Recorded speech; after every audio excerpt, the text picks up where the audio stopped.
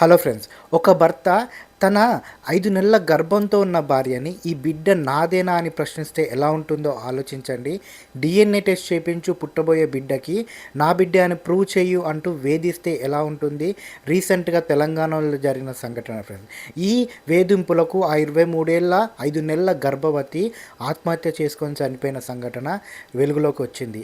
ఈ సంఘటన తర్వాత సోషల్ మీడియా అంతా రెండుగా చీలిపోయింది. డీఎన్ఏ టెస్ట్ చేపించుకుంటే అయిపోయేది కదా! అలా ఆత్మహత్య చేసుకుందంటే ఏదో తప్పు జరిగిందనే కదా అంటూ ఒక వర్గం మాట్లాడుతుంటే, అలా 5 నెలల గర్భంతో ఉన్న భార్యని ఇలాంటి క్వెషన్స్ అడిగి వేధించడం ఏంటి? ఇది కరెక్ట్ కాదని మరో వర్గం అంటుంది. అసలు ఈ ఇష్యూ ఏంటి? ఆరోపణలు ఏంటి?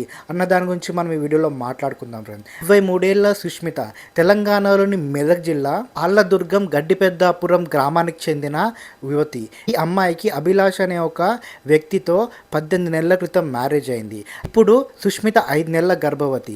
కానీ ఈ నెల 25వ తారీఖున సుష్మిత ఆత్మహత్య చేసుకొని చనిపోయింది. అండ్ చనిపోయిన తర్వాత సుష్మిత తల్లి పోలీస్ స్టేషన్కి వెళ్ళి కంప్లైంట్ చేసింది.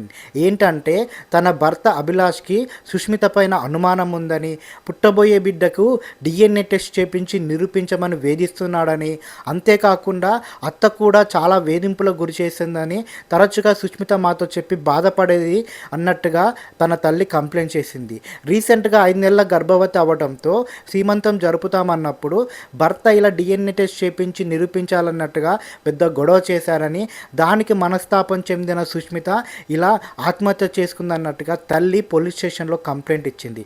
ఆ తర్వాత పోలీసులు ఈ అభిలాష్ని అండ్ వాళ్ళ మదర్ని కస్టడీలోకి తీసుకున్నారు, కోర్టులో ప్రొడ్యూస్ చేశారు. ఇప్పుడు విచారణ జరుగుతుంది. విచారణలో నిజాలు అన్నీ బయటకు వస్తాయి. కానీ ఇక్కడే మనం కొన్ని మాట్లాడుకోవాలి ఫ్రెండ్స్. తల్లి ఆరోపించింది నిజమా లేదా అన్నది విచారణలో తేలుతుంది.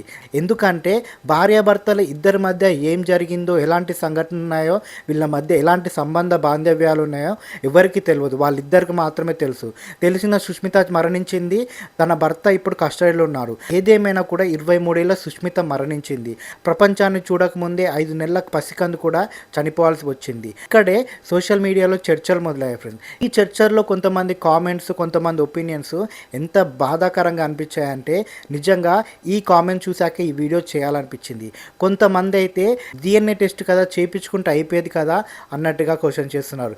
ఇంకొంతమంది అయితే నిజం బయటపడుతుందేమో అన్న భయంతో అలా ఆత్మహత్య చేసుకుందని మాట్లాడుతున్నారు. ఇక్కడ సుష్మితని తప్పుడు వ్యక్తిగా చూస్తున్న చాలామంది కామెంట్స్ నిజంగా నాకు షాక్ గురి చేసింది. ఒక 5 నెలల గర్భవతి ఆత్మహత్య చేసుకొని చనిపోతే ఇవా ఆ అమ్మాయి పైన చేసే కామెంట్లు అని నాకు అనిపించింది. అండ్ ఇక్కడ ఈ కామెంట్ చేసే వాళ్ళందరికీ నేను ఒక క్వశ్చన్ అడుగుతున్నా ఫ్రెండ్స్. ఏంటంటే, మీ ఇంట్లో కనుక మీ అక్కకో, చెల్లికో, మీ తల్లికో ఇలాంటి అనుభవమే ఎదురైతే ఏం చేస్తారు? నిజంగా ఒక అమ్మాయి గురించి, 5 నెలల గర్భవతి గురించి ఇంత తప్పుడు వ్యాఖ్యానాలు చేయడం ఏంటి అని నాకు అనిపించింది ఫ్రెండ్స్. అంతేకాకుండా సుష్మితకు సపోర్ట్ చేసే వాళ్ళు కూడా చాలామంది ఒక గర్భవతి అయిన అమ్మాయిని ఇలాంటి క్వశ్చన్స్ అడగడం ఏంటి, చాలా ఇబ్బంది పెట్టే క్వశ్చన్స్ ఇవి, ఆ అమ్మాయి ఎంత మనోవేదనకు గురైందో అందుకే ఇలాంటి డిసిషన్ తీసుకొని ఆత్మహత్య చేసుకునే వరకు వెళ్ళిందన్నట్టుగా సుష్మిత గురించి సపోర్ట్ చేసే వాళ్ళు కూడా మాట్లాడుతున్నారు. కానీ ఇక్కడ మనం చట్టపరంగా మాట్లాడుకుంటే డిఎన్ఏ టెస్ట్ గురించి అడగడం అనేది ఒక వ్యక్తిగా, ఒక భర్తగా అతని హక్కు. అతను అడగవచ్చు. కానీ అడిగే విధానము, అడిగే టైము, అడగాల్సిన సమయము డిఫరెంట్గా ఉంటుంది కదా.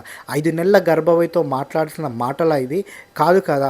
అండ్ నిజంగానే అనుమానం కనుక ఉంటే బిడ్డ పుట్టాక డిఎన్ఏ టెస్ట్ చేయించుకొని నిరూపించుకోవచ్చు కదా. చట్టపరంగా లీగల్గా ప్రొసీడ్ అయ్యి చేయించుకోవచ్చు కదా. కానీ ఇలా గర్భవతిగా ఉన్న భార్యని వేధించడం కరెక్ట్ కాదు కదా అన్నదే ఇక్కడ పెద్ద ప్రశ్నగా మారిపోయింది ఫ్రెండ్స్. ఇక్కడ వాళ్ళిద్దరి మధ్య ఎలాంటి సంభాషణలు జరిగాయో, ఏం జరిగిందో అన్నది ఎవరికి తెలియదు. మరోసారి చెప్తున్నా, అక్కడ విచారణ జరుగుతుంది. విచారణలో నిజ నిజాలు బయటికి రావాలి. కానీ ఏదేమైనా కూడా ఒక 5 నెలలతో ఉన్న గర్భిణితో వ్యవహరించాల్సిన తీరు ఇది కాదు. ప్రశ్నించాల్సిన విధానం ఇది కాదు. ఎంతో మనోవేదనతో గురైతే తప్ప 5 నెలల గర్భవతి తన గర్భంలో పెరుగుతున్న పసికందుతో ఇంత అఘాయిత్యానికి పాల్పడదు ఫ్రెండ్స్. అసలు ఈ ఇన్సిడెంట్ తర్వాత నాకైతే ఒకటి అర్థమైంది ఫ్రెండ్స్. సమాజంలో సంబంధ బాంధవ్యాలన్నీ క్వశ్చన్గా మారిపోతున్నాయి. దానికి కారణము బయట జరుగుతున్న కొన్ని క్రైమ్స్, కొన్ని సంఘటన వల్ల ఇలాంటి ప్రశ్నలు బయటకు వస్తున్నాయి. ఇలా వేధింపులు మొదలవుతున్నాయి. ఏదేమైనా కూడా ఈ కేసులో 23 ఏళ్ల సుష్మిత 5 నెలల పసికందుతో దుర్మరణం పాలైంది. చట్టపరంగా విచారణ జరగాలి.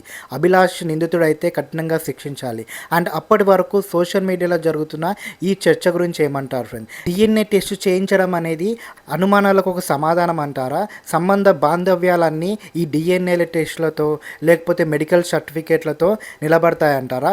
ఒకసారి అనుమానం వచ్చాక మళ్ళీ ఆ భార్యాభర్తల బంధం నార్మల్గా సాగుతుందంటారా? మీ ఒపీనియన్ ఏంటి కామెంట్ బాక్స్లో తెలియచేయండి. అండ్ మొదటిసారిగా మా ఛానల్కి వస్తే ప్లీజ్ మా ఛానల్ని సబ్స్క్రైబ్ చేసుకోండి. మరొక వీడియోతో నెక్స్ట్ వీడియోలో కలుద్దాం. Thank you friends.